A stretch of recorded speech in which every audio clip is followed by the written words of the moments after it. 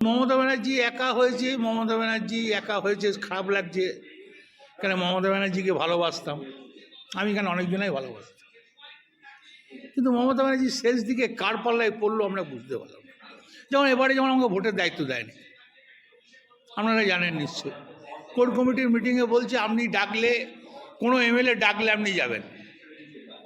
তাহলে আমার একবারই আমার ভোট করতে যাওয়ার দরকার কি আছে? ওই জন্য আমি এবারে সেরকম ভোট করি নাই। তা সেটা সেটা আমাদের কর্মীদের দোষ হতে পারে, আমি বলতে পারবো না। ওরা খেটেছে, জিতেছে, ওরা পরিশ্রম করেছে, জিতেছে, কিন্তু আমার কোনো দায়িত্ব দেওয়া হয়। কোর কমিটির মিটিংয়ে রেজুলেশন আছে তো, কোর কমিটির মিটিংয়ে বলেছিল, আমি প্রশ্ন করেছিলাম তাহলে আমার কি ভূমিকা, যদি যেখানে এমএলএ ডাকবে যাবেন, এটাই ভূমিকা। বর্তমানে এই যে দুটো এমপি বীরভূমে যারা আপনার হাত ধরেই জয়লাভ, তারাও অন্যদিকে, কিভাবে দেখছেন? সবাই যেদিকে যাবে তারাও গিয়েছে, অন্যায় করে নাই, খারাপ তো কাজ করে নাই কিছু। তারা বিজেপি করে না, বিজেপিকে তারা আলাদা একটা ফন্ড করছে। অনুব্রত মণ্ডলের রাজনৈতিক অবস্থান এই মুহূর্তে কি? দেখুন, অনুব্রত মণ্ডলের রাজনৈতিক অবস্থান এর মধ্যে ঠিক আছে, সম্মান পেলে দল করবে, সম্মান না পেলে চুপচাপ থাকবে। অন্য কোনো দলে যাওয়ার না, সম্মান পেলে দল করবো, সম্মান না পেলে দল করবো। কংগ্রেস বা বিজেপিতে না, আমি মনে কোনো চিন্তা ভাবনা করিনি, এখনো পর্যন্ত তৃণমূলের স্ট্যাম্পটাই লেগে আছে। সম্মান পেলে এখানেই থেকে যাবে, বললাম সম্মান পেলে থাকবো, না থাকবো। রাজনীতি করবেন? রাজনীতি তো জেল থেকে আসার পর তো রাজনীতি করা বন্ধ করে দিয়েছিল।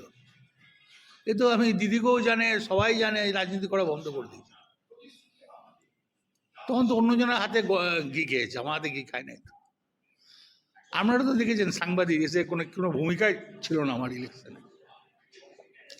ওই দিদি জবার এসছে গিয়েছি, অভিষেক জবার এসছে গিয়েছি। এই জেলার মধ্যে একমাত্র আপনি তৃণমূল নেতা এখনো অব্দি দলীয় কার্যালয়ে বসছেন, বাকিদের দেখা যাচ্ছে না। দেখুন, দলীয় কার্যালয় এটাকে আমি ভাবি না, এটা একটা ভাবি মন্দির, এটা একটা মন্দির ভাবি। আপনার হাতে করা, কারণ এটা বহু পুরনো, আর আমি সিপিএম তাড়িয়েছি, মানুষের পাশে থেকেছি। এটাকে আমি কোনো সময় কার্যালয় ভাবি না, এটা মন্দির ভাবে বিকাল একবার করে আসি। মমতা বন্দ্যোপাধ্যায়ের দীর্ঘদিনের সঙ্গী, কোথাও কি একটু খারাপ লাগছে? 100 বার মমতা ব্যানার্জির জন্য প্রচণ্ড খারাপ লাগছে, ভদ্রমহিলার দিকে দেখলে কষ্ট হচ্ছে। সেই কি ছিল দল আপনি? আমি কেন, যতগুলো এমপি বেরিয়ে গেছে তাদের জিজ্ঞেস করলে তারাও একই কথা, যতগুলো এমএলএ বেরিয়ে গেছে বলে মমতা ব্যানার্জিকে জন্য আমরা আছি, সবাই বলবে। মমতা বন্দ্যোপাধ্যায় কংগ্রেসে যেতে পারেন, একটা জল্পনা তৈরি হয়েছে। দেখ, সেটা আমি শুনি নাই, সেটা নিয়ে আমি কোনো মন্তব্য করবো। উনি তো, আমরা তো কংগ্রেসে ছিলাম, মমতা ব্যানার্জি তো কংগ্রেসে ছিল। আর যদি অ্যালায়েন্স না করতো, সিপিএমের সঙ্গে যদি কংগ্রেস জোট না বাঁধতো, আজ কংগ্রেস কোন জায়গায় যেত?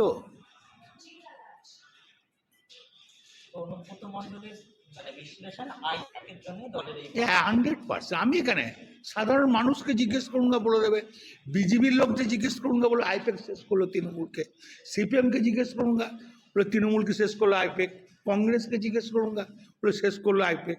তথ্য পাচার করে দিয়েছে সব ওরা কিছু জানে না, পয়সা কামাতে এসেছিল।